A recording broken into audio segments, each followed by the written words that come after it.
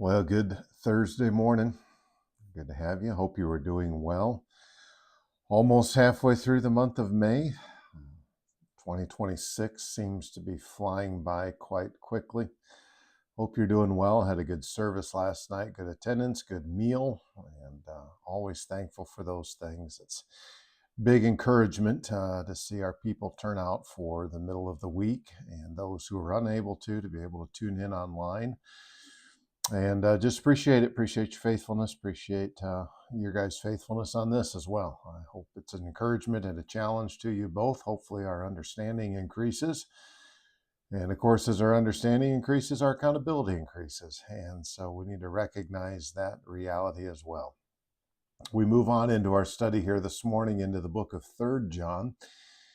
This is the shortest of the New Testament books, 219 verses in the Greek. And 219 words, not verses. That would not be the shortest. But anyway, kind of a neat little letter. And what you're going to see is this particular letter is going to center on three different individuals, primarily Gaius, to whom the letter is addressed. This is a personal friend of John's. He's going to be described by the term beloved on a number of different occasions, a term that just simply means a dear friend or one who is dearly loved.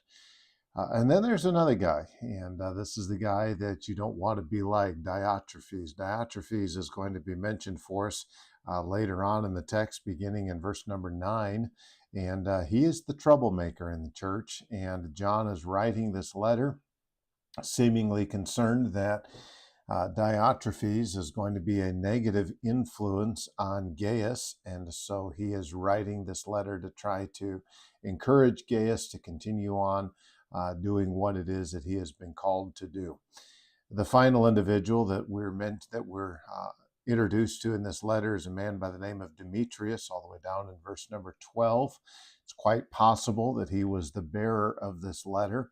And he is the one then that is going to be set forth as an example of one who is commendable in his character. And so, just as John did in 2nd John, he's going to emphasize certain themes. Truth is going to come up repeatedly throughout this. Love is going to have somewhat of an emphasis, but not quite as much of an emphasis as it does in 2nd John. As we study through this, more than likely, you'll see some similarities with 2nd John, but there are also some differences. For example, 2nd John was written to a group of believers. 3rd John is written to an individual. And so there are some similarities, but there are some differences as well. And it's a great, neat little book. Unfortunately, I fear that some of these here towards the end of the New Testament oftentimes get ignored, and I think it's to our detriment. I think we stop often with maybe 1st Peter and maybe 2nd Peter, and then we jump right to Revelation and lose sight of some great little books and some wonderful, encouraging truths. Well, let's get into just a couple of verses here in the introduction this morning. And I couldn't really come up with a title I wanted, but the greeting that he is going to give, which really goes beyond what we're going to look at here even this morning, the greeting that he is going to give is a very thought-provoking greeting. He says in verse 1, the elder, referencing John now, who is aged in his life, unto the well-beloved, there's the first time we see this word, beloved, or here it's translated well-beloved, Gaius, whom I love in the truth. I is very emphatic here, and what John is saying is, I love him in truth. I love him in reality. So this is not any kind of pretentious, hypocritical type love that I just say this is this nice little greeting. John says, no, I really love this guy. And I think that in and of itself is a challenge for us because, sometimes we do. Sometimes we have this tendency to, say we love someone and we don't ever demonstrate that by our words or by our actions, I should say. Instead, it's just a matter of words. And John says, I truly love him. I love him in the truth. It's not within specific body of truth as in Christianity. It's just more in the sense of I love him in reality or in truth. Then he says in verse 2, and this is kind of where things are, I think, to me, a puzzling thing. Beloved, he says, I wish above all things that thou mayest prosper and be in health, even as thy soul prospereth. His desire, his wish for Gaius, as he expresses it here in verse number 2, one whom he loves dearly, is that he would prosper and be in health. The idea would be that he would experience success, that he would, things would, maybe we say this way, go well for him, and that he would be physically in good health. So obviously, there's nothing wrong with desiring for a person to be successful.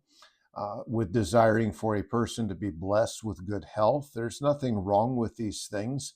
When we read in Psalm chapter 1 and you find the godly individual, he is described in verse number 3 as one who is going to be prosperous. Whatsoever his hand findeth to do, or this leaf, this tree, it's going to prosper, it's going to bear much fruit.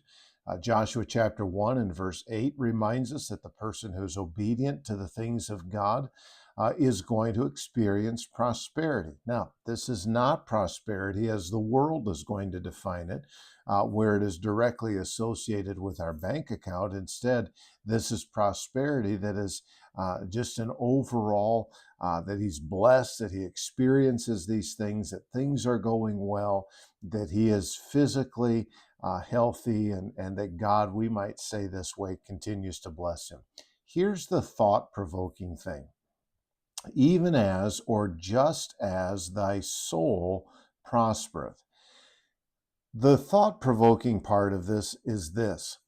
John is wishing that Gaius is able to be the recipient of good health and prosperity, but he wants that to be in proportion to his spiritual health and prosperity. Here's the thought that comes to my mind. What if my physical appearance reflected my spiritual reality? Would I look emaciated and wasted away and half dead? Or would it instead reflect one who is doing quite well spiritually? What if my physical health or my physical appearance and the success and the prosperity, what if all of that was visible by everyone as an indicator of what my spiritual life was like? I'll tell you what, there would be an interesting look from the pulpit, and I'll say this, you probably would be at times quite disappointed in the view standing behind the pulpit.